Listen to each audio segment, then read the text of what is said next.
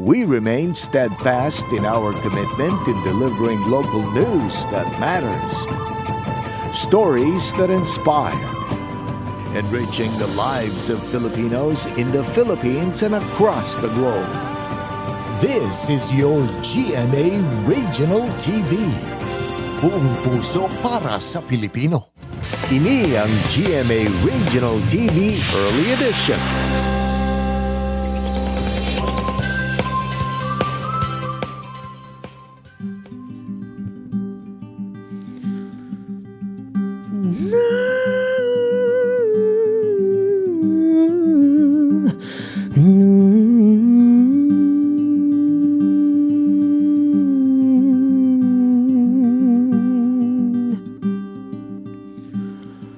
Oh, holy night, the stars are brightly shining.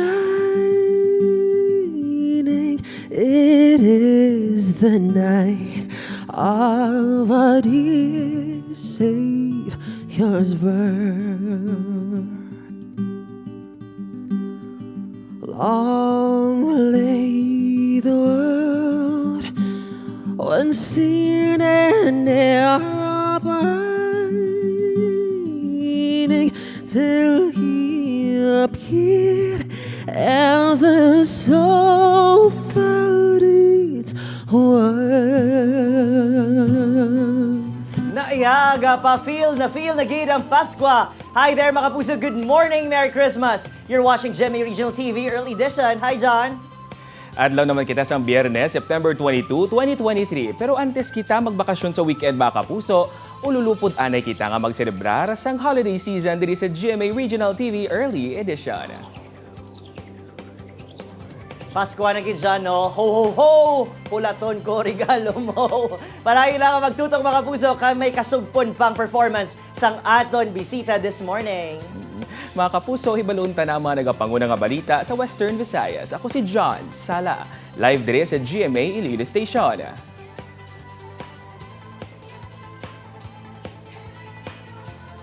Ako naman yung kapuso, Eden Prietos live na live ikan diri sa GMA Bacol Station. Sa bungagan dala sa gihapon namo na madalag ko ang mga balita kang impormasyon nga dapat ninyo mahibaluan bangod local news matter. Tutok na, kaya rin ang pinakauling mga balita sa bilog ng Western Visayas.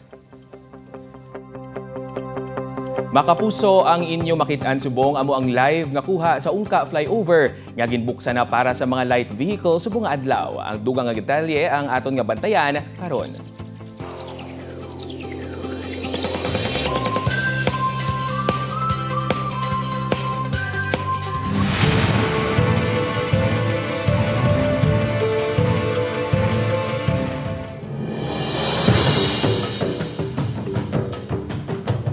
Pabalantayan na mga puso sa amtang gintubod na sa ginpatigayon ni Regional Joint Peace and Security Center Conference kahapon ang 172 ka mga barangay sa Western Visayas nga nalakip bilang election watchlist area.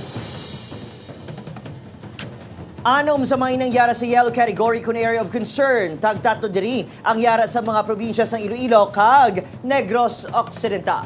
163 ka mga barangay ang makabing areas of immediate concern. 90 naman sa mga ini ang nahamtang sa probinsya sa Iloilo. 45 sa Negros Occidental, 14 sa Capiz, 12 naman sa Antique, kag may 2 sa Aklan. Sa red category, o kung areas of grave concern, ang 3 ka mga barangay naman nagikan sa Negros Occidental. Wala pa ginapangalanan sa COMELEC ang ini nga mga barangay samtang nagapadayon pa ang ila validation. Yung evaluation on the realities on the ground. Now, in fact, the list na to, it could be lessened in the next few weeks or madagdagan pa. Very fluid to lahat.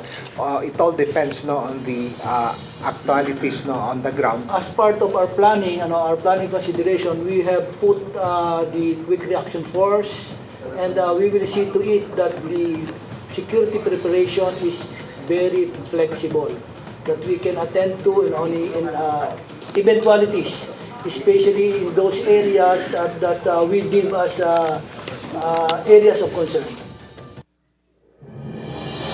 Alas 6 kayo na sang aga ginbuksan na sa four-wheeled light vehicles ang Ungka flyover. Ini ang pwede maagyan tubtob alas 9 subong aga. Kagkaroon naman sa hapon, pwede naman ni maagyan alas 4 tubtob alas 8 sa gabi. Para masiguro nga magagmay gidlang ang mga salakyan ang pwede makalabay sa flyover, ginpaamtangan sa approach sinis ang 2.3 meters nga vertical clearance. Limitado man sa 30 tubtob 40 kilometers per hour ang mangindalagan sang salakyan sa flyover. May masobra 20 man ka mga personel ang Pavia Traffic Management Office nga magatutok sa pag-manage sang mga salakyan nga nagalinya pasaka sa flyover kapin 30 metros halin sa approach sini.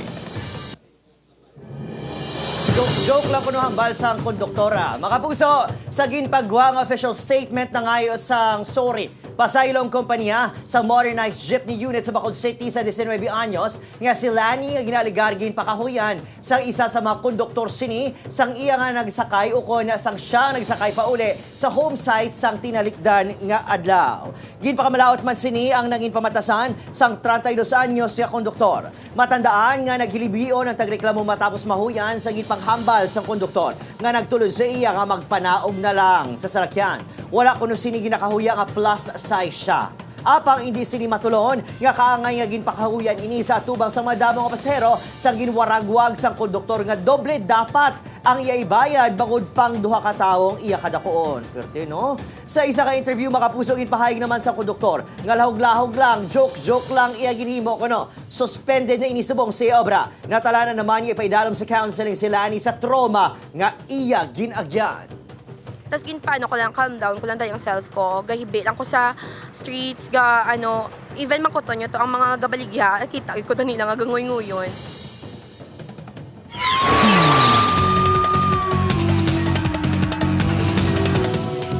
Nagaplano nga magpasaka sang nagakaigo nga kaso ang 35 anyos nga lalaki nga gidaligar gindapal sang punong barangay sang Tanzabaybay, Iloilo City sang Miyerkules ang hapon. Suno sa tagreklamo nga si Jose Lagos nga janitor sa isa ka sporting hub sa barangay, nagakuha ini sang laragway sa ginatumpukan sang basura bilang pruweba sini sa iya ginaobrahan nga nakalimpyo ini sa lugar sang natabo ang insidente. Ginako naman sa punong barangay nga si Dominador de Ocampo ang pagpangdapal sa tagreklamo apang nahimo lamang kuno niya ini bangod na insulto siya sa wala paglisensya sang tagreklamo nga magkuha sang laragway. Handa naman ang punong barangay kuno nga atubangon anuman ang mangin desisyon ni Lagos. Ti tama gid kay insulto bisan sino nga tawo nga bidyuhan kag picturean may insulto ginaya. Kay way man may ginahimo nga malain nang limpyo sa basura kaya mo nang ginalikramo nila.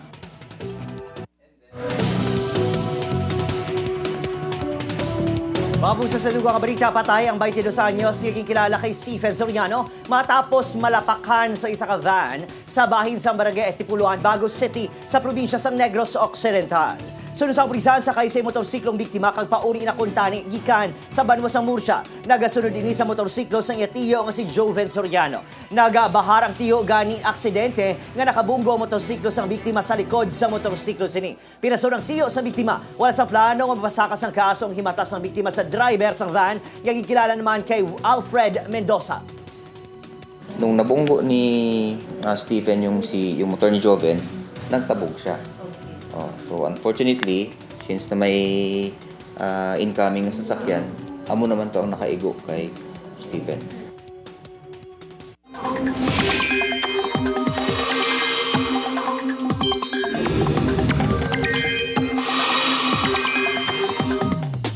Magaulan sa madamong lugar sa pungsod bangod sa Intertropical Convergence Zone. Apektado subong sang ITCZ ang Southern Luzon, Visayas kag Mindanao suno sa pag-asa. Lauman man ang local thunderstorms sa iban pang bahin sang pungsod. Subong adlaw, lauman ang pag-ulan sa pila ka bahin sang Western Visayas base sa rainfall forecast sang Metro Weather. Magapadayon ini kag manginlapnagon karon sa hapon.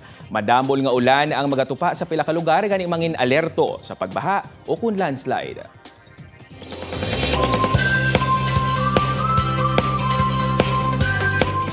Mamiss gid ko noon ni Dion Ignacio ang iya karakter bilang Andrew Castor sa Royal Blood. Suno kay Dion, naintindihan niya kung nga adamo sa nainit sa iya royal binasang na-reveal nga siya ang nagbuno kay Gustavo Royales. Nagapasalamat man si Dion sa fans nga wala untat nga nagsuporta sa project. Ginpakigbahin sa fans ang 60-second pictorial sang Love Before Sunrise. Makitaan ang behind the scenes sa kung saan nag-enjoy ang mga bida nga sa ni Dennis Trillo, Bea Alonzo po ng iban nga mga cast. Sa September 23 na, sarang ma-stream ang serye. Duha ka adlaw, antes ang pag-ere sini sa GMA Telebabad. Nagkabonding sang damlag lang ni maging sino ka man star ni Bilikaw ko ang Chinito Cutie sang its showtime nga si Argus Aspiras. Ang mga literato sang duha ang gin-share ni David. Pila naman ka fans ang nakanotice sa pagkaanggid sang itsura sang duha. Samtang yari mga dapat bantayan sa maging sino ka man karon sa gabi. Ang ginpanghimo ni Betty mabisto na ay hanikading ang sekreto ni Monique. Mabuking na bala, inakagiban pa nga maksyon kag kilig nga mga eksena ang bantayan sa maging sino ka man sa GMA Telebabad pagkatapos ng 24 oras. Mga kapuso ang naglingaw sa aton sa pagsugod sa ang programa Kainamo ang Jax Band. Ato naman sila subong nga kilalahon diri sa GMA Regional TV Early Edition. Good morning, sir. Pwede namon anay mahibaluan subong kung sino ang mga miyembro sang Jax Band. Okay, may naga, mga kapuso, and thank you, Sir Jan. My name is Kai, and my name is Kai, and I'm Jasnel. Okay. So, nga Jax Band, ano ang aton nga, kumbaga, reason kung nga ini ang hatag naton nga ngalan sa aton banda? Alright, so firstly, first half ng Jax is Jasnel, J-A, and the XX represents me. And at the same time, Jasnel, kumbaga, ang amon nga core upon making music, tumera agad siya sang inspiration sang jazz itself nga genre. And then, the meaning of Jax, if you search it on the internet, it's God has been gracious, which He has been to us. So yun, that's the meaning of Jax. Okay. Sige sir, sa subong at tinion, hindi na naton pagpahulaton pang aton mga kapuso. Pasampol na kami sa inyo. Mga kapuso, aton subong pamatian ang Jax Band. Alright.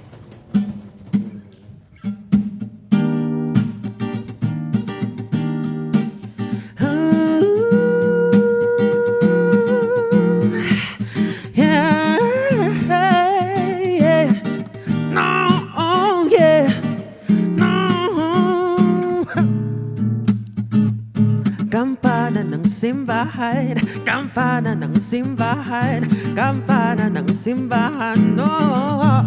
Ay. Kampana ng simbahan ay nanggigising na at parang nagsasabi na tayo'y magsisimba. Oh, gumising at bumangon, tayo'y magsilakad at masiglang tungugin ang ating simbahan. Ng kampanay tuluyang nanggigising upang tayo'y lahat ay manalangin ng bendisyon. Kapag nakamta na, tayo'y magkakaroon ng higit na pag-asa. Kinagis ng simbang gabi, huwag nating limutin, pagkat tayo'y may tungkulin sa pananalangin. Oo, ang kampana ng simbahan ay nanggigising na. Tayo lahat manalangin habang nagsisimba. Ang kampanay tuluyang nanggigising upang tayo'y lahat ay manalangin ang bendisyon. Kapag nakamta na, tayo'y magkakaroon ng higit na pag-asa. Ang kampana, oh, ang kampana ng simbahan. Oh, oh, oh, oh, oh, oh. Kampana ng simbahan.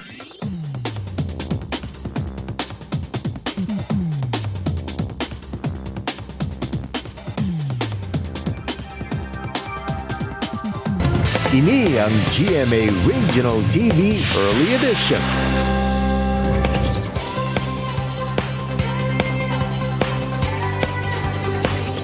Kapuso actor Rocco Nasino nagbisita diri sa Iloilo sang damlag lang kag kita ang nahatagan sang tsansa nga makapakig-istorya sa iya. Yaring aton Biztalk, mga kapuso. Mga kapuso, lo dinagid ng aton bisita pag-abot sa acting. Ano man nga role ang ihatag sa iya. Subong nga aga, sigurado, kilig ang iya dala sa aton mga kapuso diri sa Western Visayas. Ari na mga kapuso, si Rocco Nasino sang The Missing Husband. Mayong aga, Rocco. Welcome sa GMA Regional TV Early Edition. Maayong aga. Kamusta kayong lahat? At it's nice to be here. Ayun, masaya kami na bumalik na kami sa GMA Regional. Nakakapag-ikot-ikot na kami at nakakasama ang mga kapuso natin, lalo na dito sa Iloilo. Pag-usapan naman natin ngayon yung The Missing Husband. Exciting ang mga twists na pwedeng mangyari. Konting clue naman. Ano ba yung mga biggest change sa character mo dito? Kasi everything nawala dahil sa scab. And then ikaw pa yung nasisi sa lahat ng to. Nako, nasa second week pa lang tayo. Actually, kakasimula na ng third week ng The Missing Husband. Pero sunod-sunod na ang mga problema na hinaharap ni Anton. Ang dami niyang pinagdadaanan ngayon. Problema sa kanilang mag-asawa naman. Dahil nga, sa lahat ng problema na pinagdadaanan ng isang couple, minsan aabot sa punto na hindi ko na kaya. Minsan pag may problema tayo at talaga pinag-aawayan nyo na matagal na, minsan umaabot tayo sa tinatawag na boiling point. Isang advice naman na pwede mong mabigay sa ating mga kapuso para maiwasan din na ma-scam sila based din doon sa mga natutunan mo.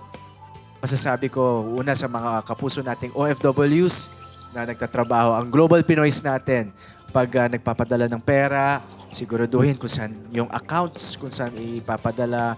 Sa mga nakakausap ninyo, mag-iingat tayo. May sinasabi na too good to be true. Ayan, basta pagdating sa pera, doble ingat tayo. Hindi ko sinasabi na wag kayo magtiwala sa mga kaibigan ninyo. Importante na may kontrata. Importante na ingatan nyo yung pera nyo. Kasi hard-earned money nyo yan. So, ang makikinabang dyan ay yung gumagawa ng masama. So, dahil para sa pamilya nyo yan, para sa inyo yan, always have a backup plan. Ayun, wag lang ilagay sa isang account, ilagay sa multiple accounts para sure na may backup plan kayo kung sakali may mangyari sa inyo. Go ahead, imbitahan mo ang ating mga kapusong Ilonggo na patuloy na subaybayan sa Afternoon Prime ang The Missing Husband. Mga kapusong Ilonggo, si Rocco Nasino po ito at iniimbitahan ko po kayong lahat na patuloy na manood sa The Missing Husband kung saan hirap na si Anton sa paghahanap kay Brendan. Mahanap niya kaya ang perang nawala sa kanya at maibabalik ba niya ang tiwala ng mga tao sa kanya? At sa kanilang relasyon ni Millie, magiging maayos ba ang lahat? Abangan po natin yan dahil maraming pang mangyayari dito. Action-packed ito. Iiyak kayo, tatawa kayo. Pero most importantly, matututo kayo dito. Kaya abangan po namin ang suporta ninyo tuwing hapon sa GMA Afternoon Prime. Thank you mga kapusong Ilonggo. Rocco, thank you very much. I'm sure maraming natuto and maraming napasaya ng ating interview this morning. Salamat sa questions. Napakaganda. Thank you. Thank you mga kapuso.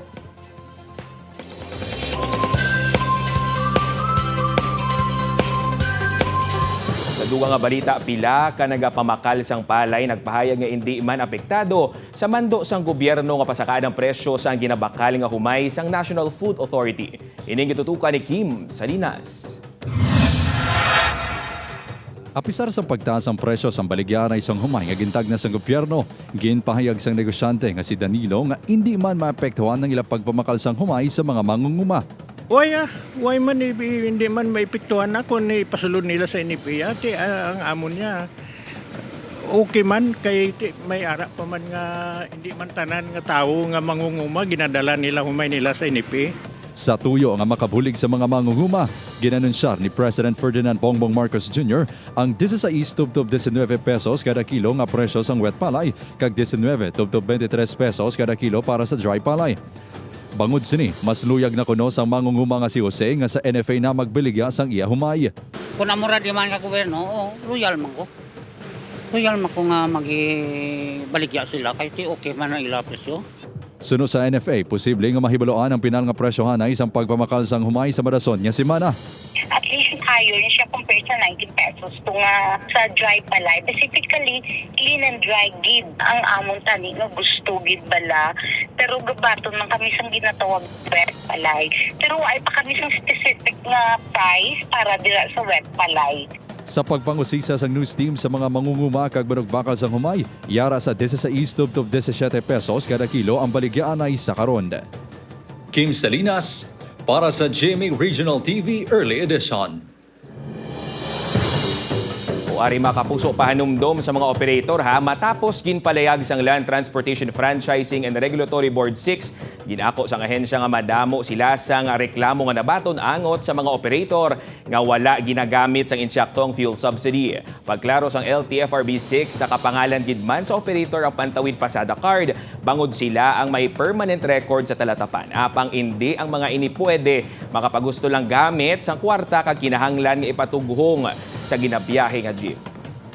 And once verified na na-download, they can go directly to the operator and ask for the subsidy. Kay that subsidy is basically, which I have been always reminding everybody, basically for pagbakal sa fuel and nothing else.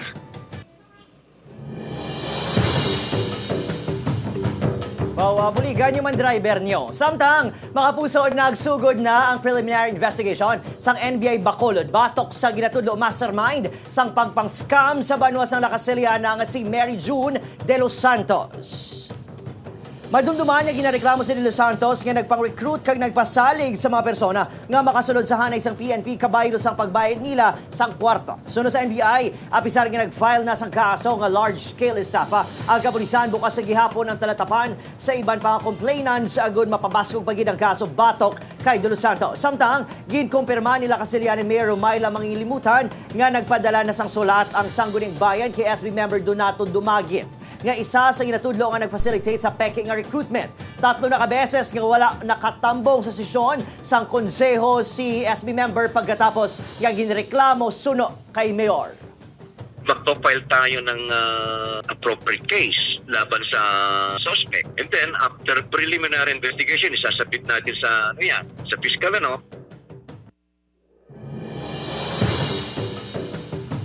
Good vibes naman makapuso disente nga puluyan para sa mga PDL kay ila himata paagi sa tulong mo tahanan ko projects ng BJMP nga mahimong ila isaran sa pagbalik sa komunidad upod ang ila pamilya. Yaring istorya sa aton #SpreadKindness. Wala na pong gani Nanay Susana nga maging emosyonal sa mabato ng yelyabe kag papeles para sa sinigabalay sa Barangay Vista Alegre. Si Nanay Susana, isa lang sa mga napilian bilang benepisyaryo sang Tulong Mo Tahanan Ko Project sang Bureau of Jail Management and Penology. Ang bata sini nahunong karon sa BJMP facility sa Barangay Handumanan. Tama gid ko kapigado sa buong sir mo.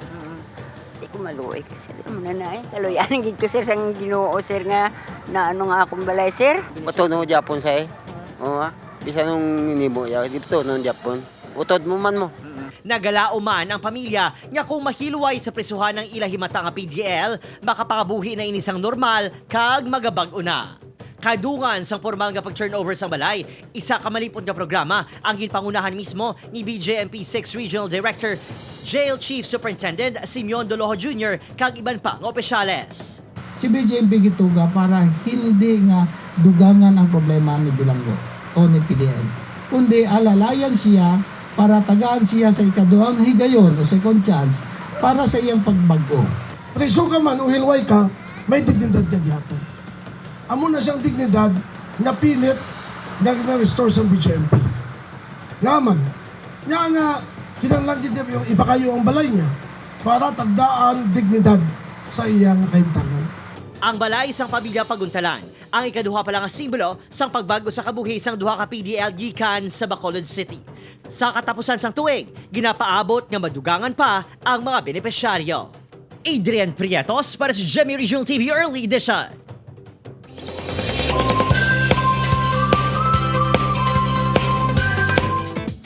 Mga puso, trivia o nabalaan mo na bala ka puso nga may 151-year-old ba? Lawig na. Nga balay sa Talisay City, Negros Occidental nga gindeklarar nga important cultural property sang National Museum of the Philippines. Ini ang balay ni Tanadikang sang Damlaglanggani ginpahamtang diri ang isa ka historical marker bilang tanda sang amo nga pagkilala.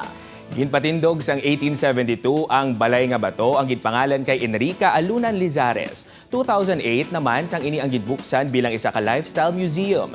Siya ang ginatawag man nga tana nga ginpanubo sa tinaga nga kapitana o kun lider sang isa ka barangay. Aram makapuso, nabalaan mo na.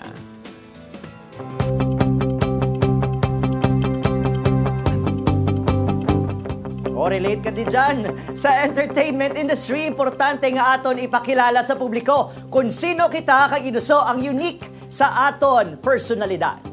Insyaktoy na Adrian sinugani sa American actress nga si Judy Garland. Always be a first-rate version of yourself instead of a second-rate version of somebody else. Ang pagkopya sa personalidad ng ibang nga tawo ang makadala sa aton sang kasikatan. Apang ini ang temporaryo lang.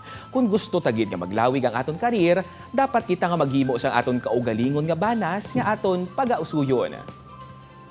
Mga puso, 94 days na lang. Pasko na. Madaming salamat sa pagtutok. Diri sa GMA Regional TV Early Edition of the Night kita halin Lunes ug Biyernes. May maniyo malantang aton nga episode sa www.gmaregionaltv.com kag mag-subscribe sa aton official YouTube channel, GMA Regional TV. Ako si John Sala.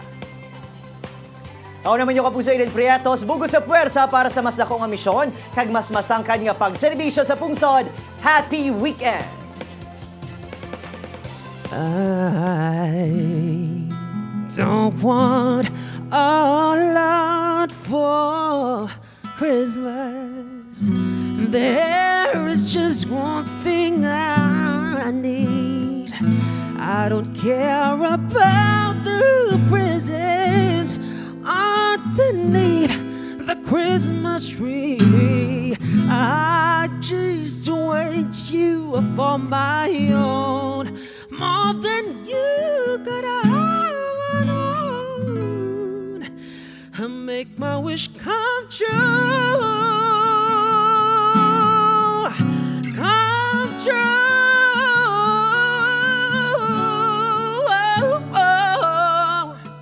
And baby, all I want for Christmas is you. Hey, baby, I don't want a lot for Christmas. There is just one thing I need. I don't care about the presents underneath the Christmas tree. I don't need to hang my stocking there upon the fireplace. Santa Claus will make me happy with a toy on Christmas Day. I just want you for my own, more than you could ever know. Make my wish come true. Baby, all I want for Christmas is you, my baby. All the lights are shining so brightly everywhere, and the sound of children and laughter fills the air, and everyone is singing. I hear those sleigh bells ringing. Santa, won't you give me the one I really want? You please bring my baby to me.